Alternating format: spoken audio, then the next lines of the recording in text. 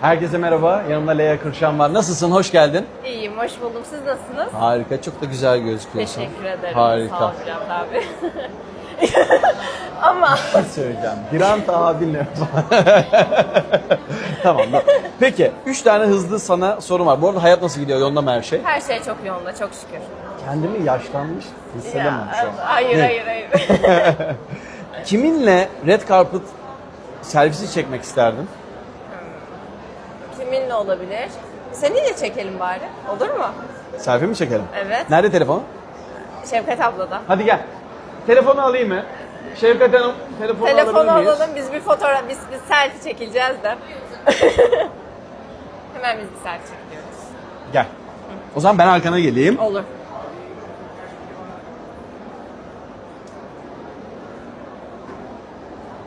Bence süper Harika. oldu. Gerçekten ilk defa bir sorumu da oynattırdın bana. Peki sence GQ erkeği ne demek ya? Bence cool demek olabilir. Harika, güzel cevap. Peki bir sorum daha var sana. Şu an cebinde, çantanda bizi şaşırtacak bir şeyin var mı?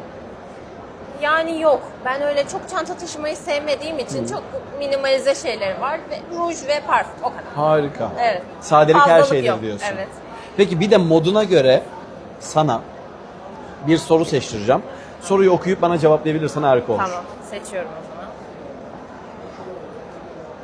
2026 için bir motto belirlesen ne olurdu? Güzel soru gelmiş. Evet. 2026 için bir motto belirlesem asla pes etme. Bu yol senin Harika. yolun. Ben de olabilir hep parla bence. diyeceğim sana. Teşekkür ederim. Sağ ol. Uzun yıllar Bülent bence abi. seni konuşacağız. Teşekkür ederim.